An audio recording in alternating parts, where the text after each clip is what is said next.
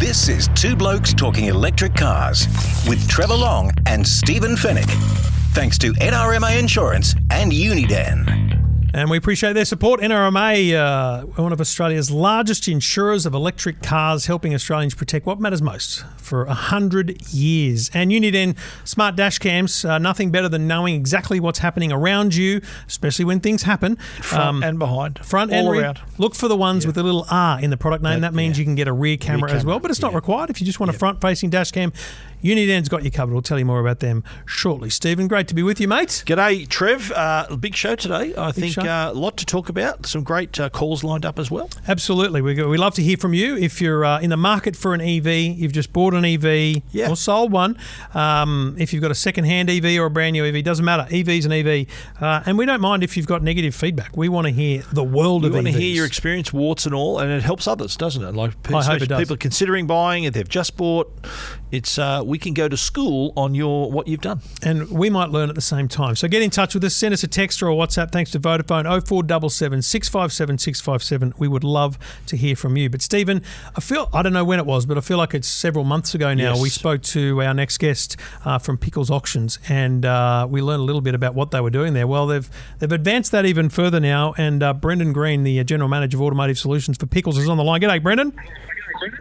G'day guys, good to be back. Mate, thanks very much for joining us again. When we spoke last, you were giving us information about sort of some of the data you'd received about battery health and things, and we talked about whether or not that's something that people should be very clearly made aware of when they're buying a car. And you've now announced that essentially because you've got this testing technology, EV cars sold through Pickles will have a certificate demonstrating to the prospective buyer and the new owner what the battery health is. I mean, that's a big leap forward for the second-hand market. 100%. And we've known for a while that battery scores are really, really strong. So how do we get to a point where we can share that information with buyers ahead of the time when they start to look online as to making a choice between a Tesla or a BYD, whatever they're looking at? You know, having those certificates is going to be crucial for customers both now and in the future when they're buying a used EV. So you also now, any car sold through Pickles now has this certificate there available for the prospective buyer. So it sort of gives them a bit more certainty about the quality of the vehicle. Would you agree with that? Yeah, absolutely. Look, we've started it in Sydney and Melbourne, which is about 60% of the used EV market that we see at the moment, and the other branches will be live within sort of 30 days. So we're getting certainly the majority covered, and we'll roll out as the European tech rolls out and the like. But yeah, absolutely, the confidence that we're now confident with the data. We've been testing for over 2 years. We've tested over 700 BEVs. Really strong data, really strong partner we've gone to market with. What does the certificate tell me? And I assume I get to see it like in the listing as a prospective buyer, not just something to put in the glove box to look at after I own the car. What does it tell me as an owner, and how easy is it to interpret as perhaps someone who doesn't really understand the world of electric cars but wants one and is going secondhand? Great question. We've got multiple key data points in there. So essentially on a listing that you see at the moment with the Sydney and Melbourne EV listing on our website, there is a photo of what's called a battery certificate preview at photo number 2. So you can't miss it. So there's an image, you click on that, you can see a very quick summary. On that is a QR code, allows you to just jump via the QR code, download the certificate. There's also an area on the same page where there's an attachment and you can download the attachment. So we sort of didn't want to we want to make it as easy as possible for people, but the content in it is fantastic. There's the OEM battery state of health score, which is really important. There's also an independent state of health score that comes from the partner that we've gone to market with, and they've done hundreds of thousands of tests right across the globe. So they've got their own assessment of that score, which is not too far away from the other one. That's the other all very much in line, which that was part of our testing. But then other key items like driving range, average battery temperatures, cell voltage, energy readings, all of these other things. So some of it goes over my head, to be honest. But for the average punter, the 2-page report is a very easy read. There's benchmarking data as how this battery benchmarks against hundreds of thousands of other equivalent batteries globally. So really good intel. So I'm assuming that buyers now can buy with more confidence. So are we to assume that this is a real kick for the second-hand EV market? Is this a positive thing? 100%, and that's what we've been all about. There's been some reluctance for buyers to buy used EVs because there was no intel on a used battery to this point. So both the trade buyers in particular have been very cautious when it comes to buying used EVs and retailing You're talking used about EVs. car dealers, basically, who come to you, buy a car and then put it on their lot. Correct. So they've been a bit cautious. Admittedly, there'd been some price instability over the last few years. For the past 12 months, used EV prices have barely moved a couple of percent. So the price stability is now there for used EVs, which is fantastic. And now having this kind of intel helps them decide between which car they want to buy to then retail and utilise this certificate when they're going to retail the car. Or mums and dads can come to us directly and like you guys just mentioned, bringing transparency and confidence and all of that ease with which you should be able to assess a car as best you possibly can without physically taking it for a test drive. But you can get a full diagnosis of the battery and understand exactly what you're looking at. And then keep that, if you're a private punter, as a point-in-time reference of the overall battery health once you've bought it. So basically, your assurance that the car's in good condition, isn't it? Like it's the battery health that matters. It's the thing you can't see. Yeah. Even if you get to walk around a car, even if you get to drive a car, you don't really get a sense of whether the battery's been abused. And let's talk about that, because with hundreds and hundreds of tests that you've done on cars that have come through Pickles, you've actually got some really interesting observations of the battery health of electric cars. And there was one there that I found fascinating. They were two similar cars. I think they were Tesla Model Ys.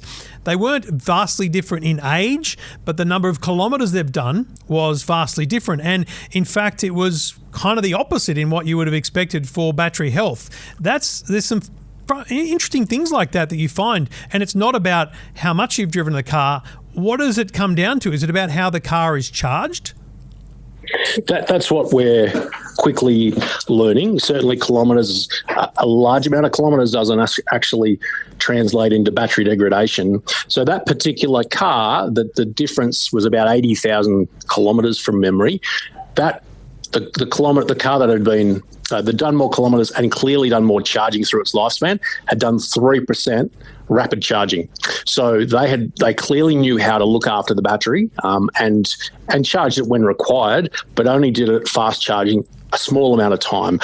We think that probably had a positive knock-on effect overall to the battery health, as opposed to just rapid charging the whole time and the like. So most owners are fairly aware of the best way to protect battery health, but these are the things that we're starting to learn, these new nuance of data that's flowing through to us. So we'll keep being able to share that back with our customers and insights along the way. By rapid, you mean 50 kilowatts plus kind of thing, not three-phase 11 kilowatt at home. Yeah, correct.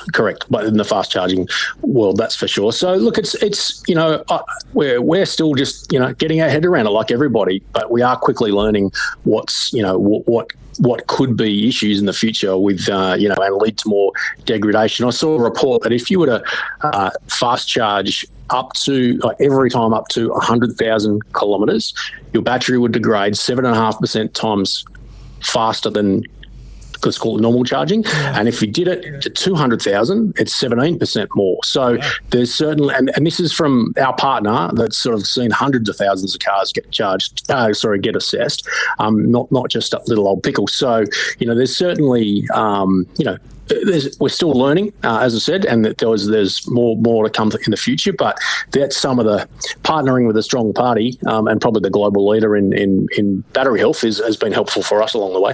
So what is the state of the market, Brendon? Is it a healthy second-hand EV market we're seeing now? Yeah, look, as I said before, it's stabilised from 2022 through to July 2024. The market just It was in free fall, if we're honest. And, and then from about July, and that was driven by, I'm sure we've talked about before, the repricing of RRPs by some of the OEMs and cheaper Chinese entrants coming in and sort of disrupting what was the norm, I guess. So that just put pressure on the used car prices. They only had one way to go, I guess.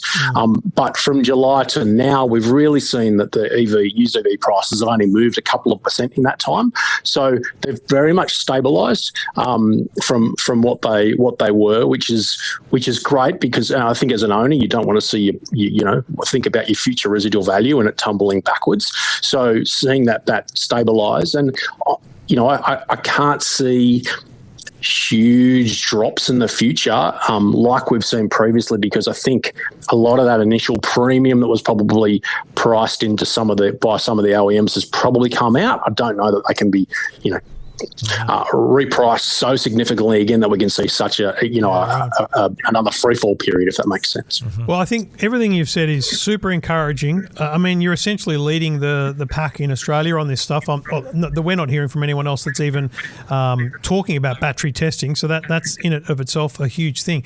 And I just want to come back to charging for a minute here, because I think for our listeners who are new to electric cars, listeners who are thinking about getting an electric car, it sounds to me like the more you can trickle charge, the more you can charge at home, the better, which is a tough one to sell to people who don't have off-street parking, for example, because they may be relying on fast charging.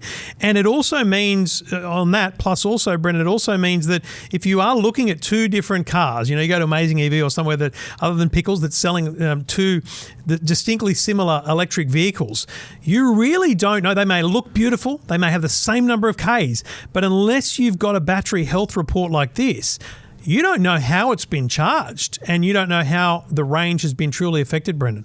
I think you're right, and it's all the information's there in the battery management system, and that's what our system does. It it interrogates that and interprets that into a into a language that we can understand. All the data points that are in that BMS, not even we get everything that's in there, right? So there's a whole bunch of extra data that I think in time will start to come across. But I think that the more awareness out there, and the guides that we've seen are probably the same sort of things that you guys talk about, is don't try not to charge up to 100%, try not to charge, let it run down to zero or under 20%. All of those kind of things I think are good practice for people, and we'll see that come out in the future as to the more we can partner up with our customer and have healthy conversations around data and what intelligence can we release to the market and all that. Like I said, it's our customers who we're selling on behalf of want to understand this. We've got big fleet companies that we sell on behalf of. They have unfair wear and tear clauses in their lease costs. So if someone has abused that battery, is there a clawback that they can get if all of a sudden that's affected the resale price of a vehicle? There's things that we're thinking about in the future. Is if your car might have 120,000 kilometres on it, if it's got a good battery score of 97%, then it's clearly worth more than just a petrol car that's got 120,000 kilometres, because it's a whole different ball game, right? So a completely different take on valuation. So really disrupting the way that used vehicle prices were set, having this kind of intel and just coming at it from a completely different angle. Excellent stuff, mate. We appreciate you joining us once again, and we'll have you on any time you've got information to share about electric cars and the things that people can learn about the second-hand market, because everyone listening, if you own an electric car, you're thinking a little bit about that next value you're going to get when you trade it in or whatever you do. And if you're in the market, like we had a couple of weeks ago or last week, we had a caller who'd bought an electric car second-hand and was loving the fact that they got in at a good rate. So congratulations on the work you're doing in battery health, mate, and we look forward to talking to you again soon, I'm sure. Thanks, gents. Good to chat. Cheers, mate. Good to hear from you. And that's Brendon Green, the General Manager of Automotive Solutions at Pickles. And honestly, mate, wealth of information he is.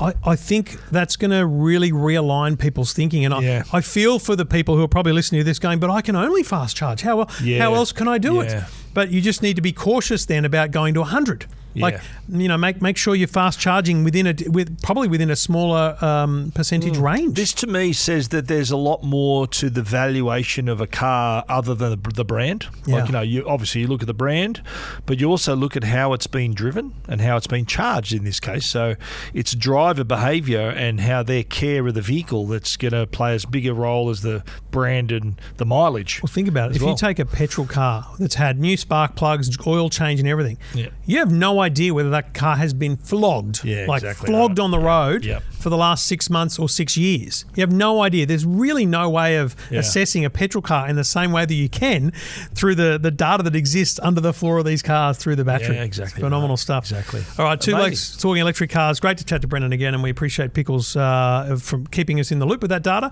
and hopefully we'll speak to him again when they have more data to share. Get in touch anytime, folks. So we'd love to hear from you here on Two Blokes Talking Electric Cars.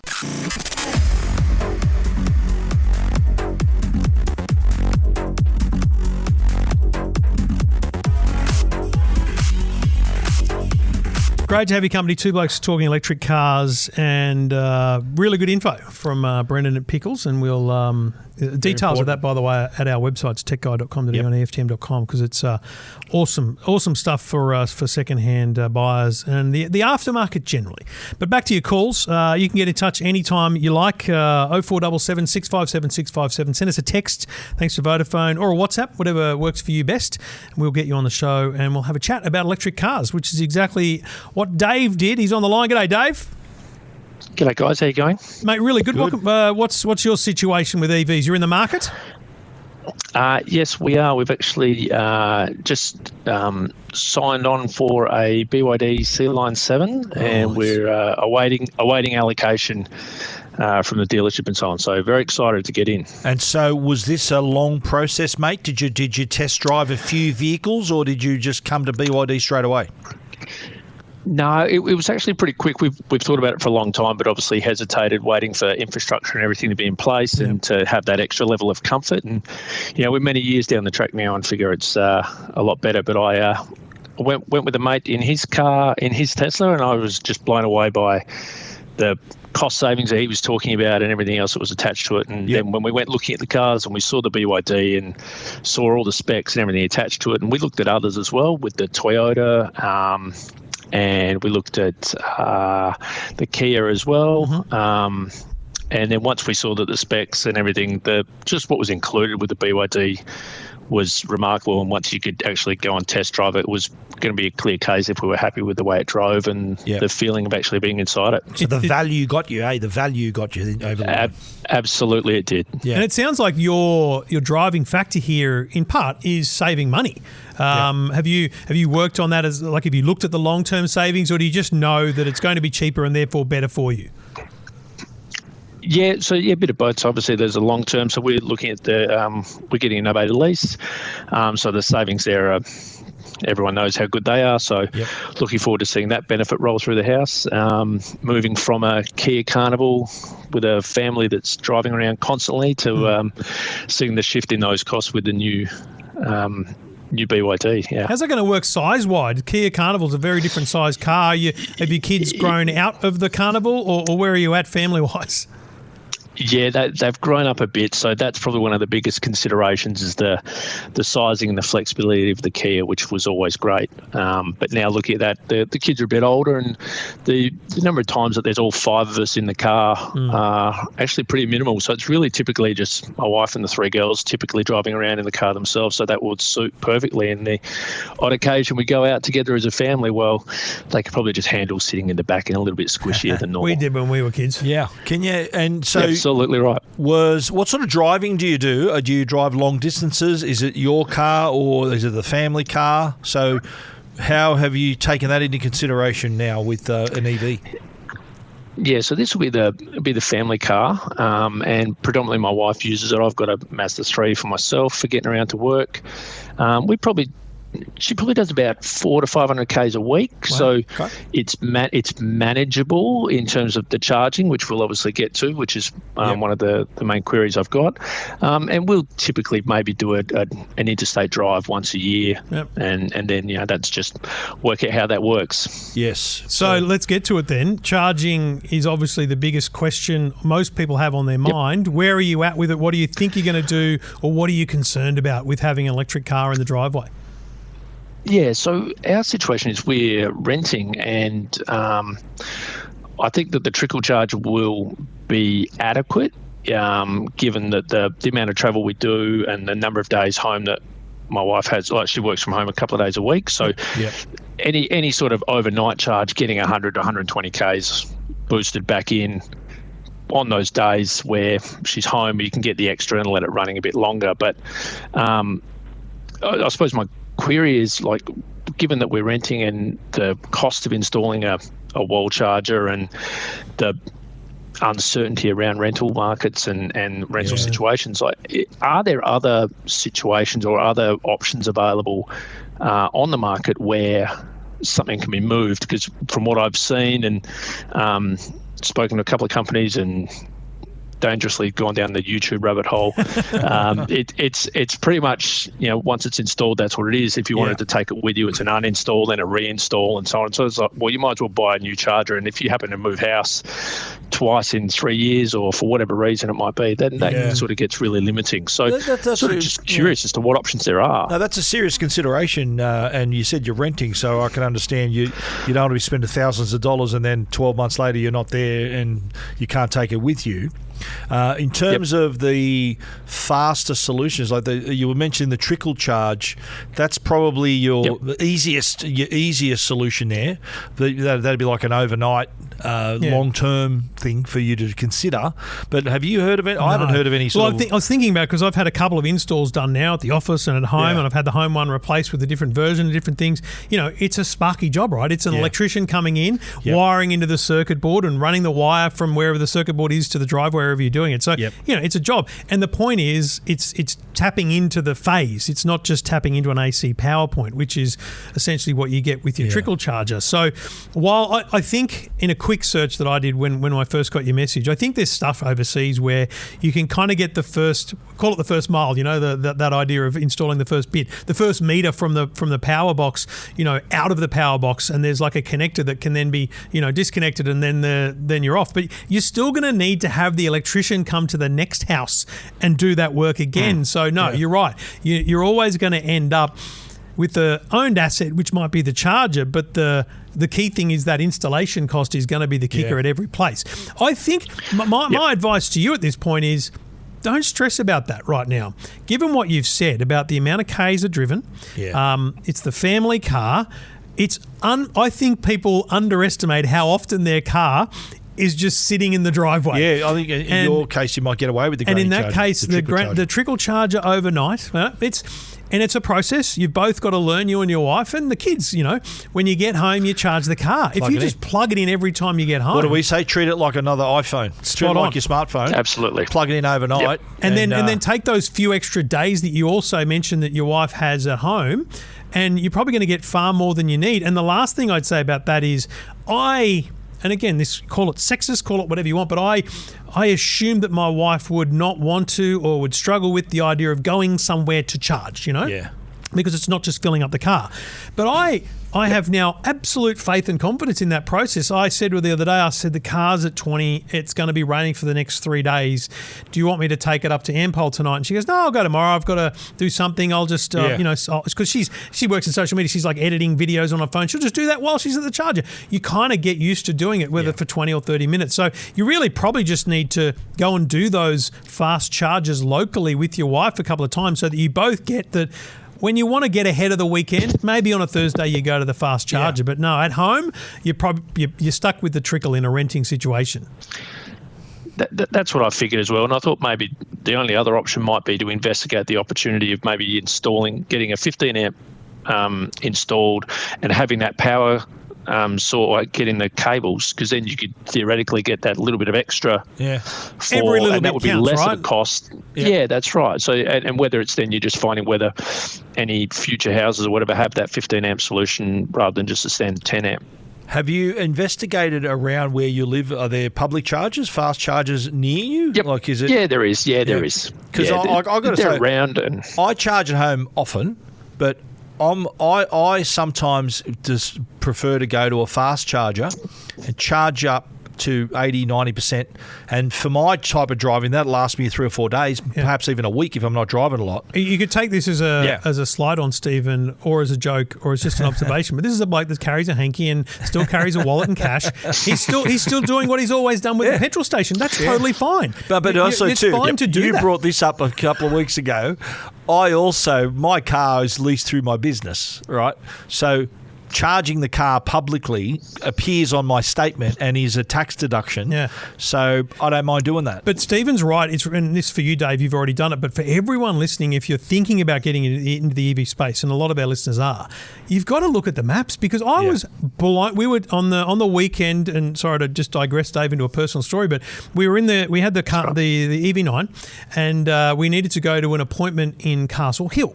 And I said, I'll drive you guys because I don't think there's parking there. I said, I'll tell you what, I'll drop you off. You'll be like 20 minutes, half an hour. I'll go and charge the car. Mate, there is no fast charging around Castle Hill. Now, for people that don't know, Castle Hill is a pretty big busy place. Yeah, busy area in Sydney, big shopping centre, big residential area. I was blown away that there was only really destination charges around. I thought, this is unbelievable. So you can get caught out. Like if you live in Castle Hill, you'd be like, actually, it's a drive to Northmead or Hornsby to get a fast charge. So you're lucky, Dave, probably that there are charges around. But you'll be blown away, I think, by how accessible that is. And also, I genuinely believe you'll be blown away by how much you'll get back every day from that overnight trickle charging. That's right. Yeah, I tend to agree. I think provided you're not doing 200 Ks 3 days in a row, topping up that 100 every night is pretty much going to cover you. You should be okay. Absolutely. What's the average? It's just forward planning every now and then. Yeah. What's the average? 40 kilometres a day on 30 average to that 40 we drive. Ks a day. So being able to top up what you've used with the trickle charger is doable. Mate, you sound ready for this, because it sounds like you've looked at all the bits and pieces. You've thought about your car at home situation, how often your wife's at home versus the car, and mate, I think you're ready for it. I think it's going to be great. I think you're going to get a great outcome with this car. You're going to save that novated lease money. You're going to save the ongoing running costs, and it's all going to work towards you. How soon before you get the car, Dave? Yeah. I'm still waiting for that allocation. Ooh, so it could be a few weeks away. From BYDs. Yeah. Do they give you a sense? We'll like, is it weeks or months? No, I haven't got that yet. We're just waiting. Once I get the invoice and the allocation, then we're done. But I haven't got that real clear indication just yet. Right. So we're just waiting. Well, mate, congratulations on the purchase. For pulling the trigger. Good on you. Yeah. And you know Thank you what? very much. Most Looking forward to importantly, we look forward to talking to you maybe a month or two we want after to hear back from you. after you've had the car. Yep. Good, bad, and the ugly. We want to hear how it went and whether we were completely off the ball with the charging, mate. Will do, guys. Thanks for your help. All right, good on you, mate. Thanks very much for getting in touch. We appreciate it, and we appreciate everyone who gets in touch. Stephen's got his hanky. I got my hanky out, so he can just to prove I do have my hanky. Charge his car after this at the local servo. Yeah, it is what it is. I will charge it up. No, that's good. No, I'm not having a go. I think it's a human nature thing. But you know what? It's a habit. Me, I'm a workflow kind of guy, right? Yeah. So for me, it's part of my workflow where, I often, when I'm coming home from 2GB on a Monday night, I'll pop in and just charge up for 20 minutes and that's on the way home and then I'm done. And again, and this is just a silly observation, but you've told me before, Jo goes to bed early. She's working the day. Yeah. So you're probably going home thinking, it's not like Jo's up to watch. No, she's not up waiting for me. I may as well just be home 30 minutes later. Yeah, if not even that, 20 minutes later. Factor it into your day. There you go. All right, two blokes talking electric cars. We'd love to hear from you. We'd love to talk to you right here. You can get in touch anytime.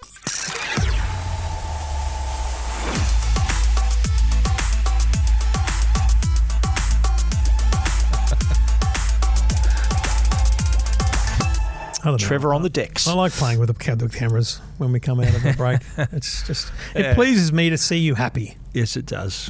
I'm glad. It pleased me to see you happy too. You haven't hit the bongos much lately, though. No, you can't just do the same thing all the time. Not just willy-nilly wheeling out the bongos. Mix it up a little bit. That's right. Fair enough. Well, let's mix it up even more with another call, 0477 657 657. Get in touch. Martin did. G'day, Martin. G'day, guys. How are you? Yeah, really good, mate. Tell us about your electric car journey. Where are you at? Well, I haven't even put it into drive yet. My journey's very early. I'm looking for a replacement vehicle. I'm in my 60s. I'm retired. Yep. And my wife will give up work soon, and probably what we'll spend some of our time doing is touring around regional areas, playing a bit of golf, things like that. Oh, what a life. What are you doing? How good's that? Foreshadowing Stephen's life. That's going to be my life hopefully soon. So we're at the stage where both our existing vehicles, are getting a bit long in the tooth. Yeah. And so we're looking for something. And, I don't know if other listeners can relate to this, but I'm kind of at a stage of just analysis paralysis.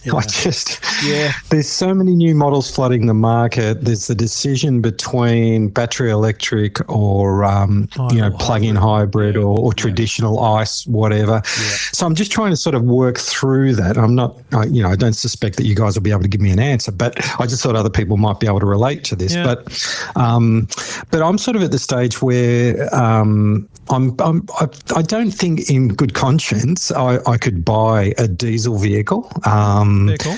Because of that's a personal thing, I don't begrudge anyone else doing it. And I'm sort of even, I'm not even that keen probably about getting just an ICE vehicle, even a petrol vehicle, although, hybrids, I can see some merit there. Mm-hmm. We live in Newcastle, got our own house, so, fitting a charger and all that kind of stuff for a battery electric or a FEV wouldn't be an issue. Mm-hmm. I don't have solar, so I'm sort of factoring that into this decision as well. Mm-hmm. And I've probably got a budget of maybe up to about 75K, something like that. Yeah. And the sort of interesting conundrum, and I'm sure there must be other people in our position, but we need something that's going to take a couple of golf bags, a couple of our fold-down golf carts, our pull buggies, and some luggage.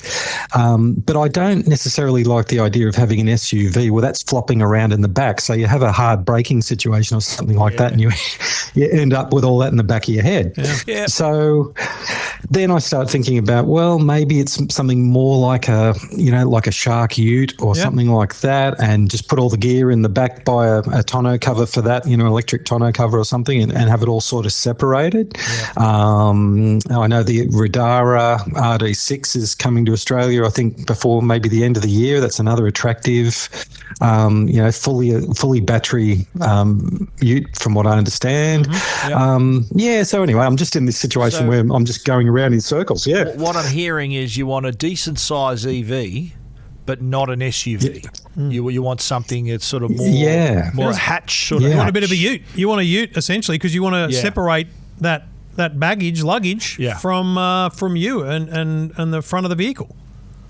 And this is where a really interesting option comes up, and that's the one that I saw at the Everything Electric show in Sydney, I think it was earlier this year, which was the Deepal EO7. Yes. Oh, that's that. It's sort of more a hatch sort of back, It looks like a hatch, but it's actually, it's hiding underneath that hatch. It's hiding essentially a small ute tray. Yeah. Correct. And I saw that at the Melbourne Electric Car Show, whatever they called it. It was one of these shows. The Melbourne International Motor Show. They called it an actual motor show. That's what it was. And it was a big hype that they'd brought the motor show back. And there was a few petrol cars there, so it was an electric show. But that was the first time I'd seen it. And I got to tell you, man, that was a beautiful looking car. Yep. Because the tonneau, as you would call it, comes down and doesn't make it look like a ute. You don't look like a tradie. You look like you're driving this kind SUV. of fastback, SUV. That's the word, fastback. Isn't it? 2 words actually. I think it might be one word when used in a car sense. Okay, fair enough. But that's the term. Yeah. Yeah. And so was it the look or the storage that appealed to you? Did you have a good look at it? I did. I took it for a drive, which was nice. really impressive, and very spacious. And just the idea that you've got that cargo area, it's separated off from the passenger area, and you've got that option of sliding the glass roof up at the back and putting the tailgate down, and effectively using it like a ute. And yeah, it's a really interesting option. I'm just. I think that the ones that are coming. Does it meet the budget? Well, it's the two-wheel drive. So just the single motor. Sorry, I should say. Yep. It's around the early 70s, and then the all-wheel drive's about 80. So it sort of fits the budget. In the ballpark, okay. Yes, yeah, it's around that range. And I guess, and you guys might have some insights into this, but my only sort of hesitation there might be, because it seems to have pretty good EV range, somewhere up around 550k, something like that, which is pretty good for touring regional areas. Yep. But my hesitation comes from all the reviews I saw on Depal's first model, the SO7, and just everyone seemed to whinge about all the nanny state electronics in it. Yeah, and we've driven that car. We drove it, and we were similarly harassed by all the beeping. And, and there's things you can turn off in that one. I think I might have called it a Temu Tesla.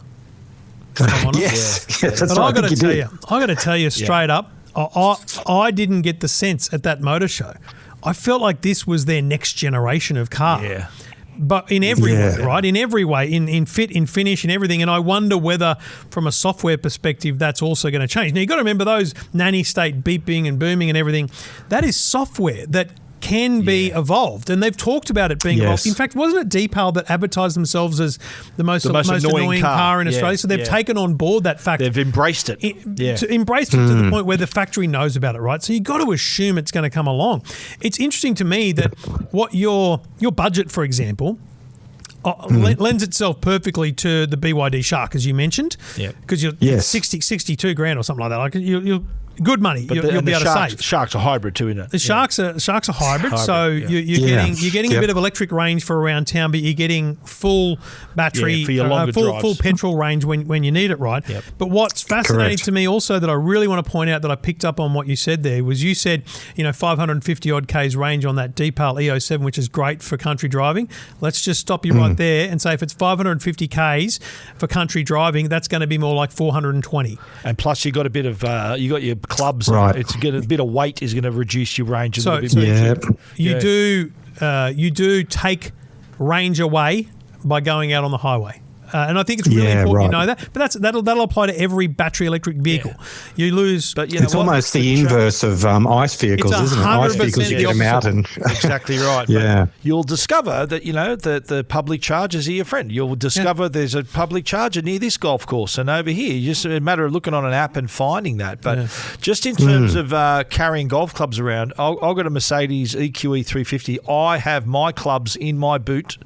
And my buggy, which is a remote control buggy, fits in a sedan.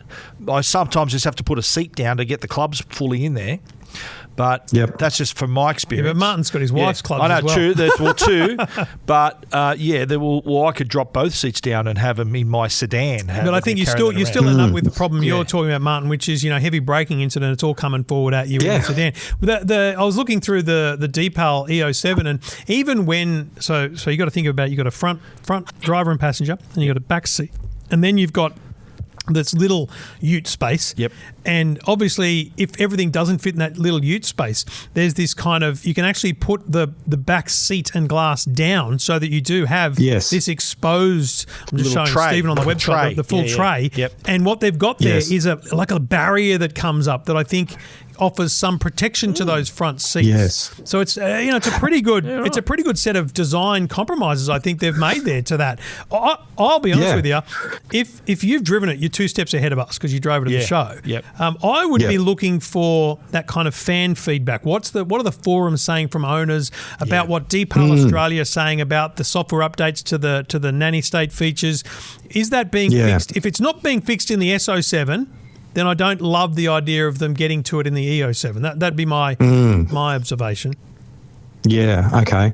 It's. I think the other thing I'm probably holding off for is maybe to see some Australian motoring journalists actually get one on Australian soil and do some test reviews as well, because 100%. something on paper can look fantastic, but you get it here on Aussie roads in Aussie conditions, and And the show car could be configured a certain way too. You mentioned too, Martin, about charging at home. So you're not. Would you potentially get solar, or you're not going to bother at home?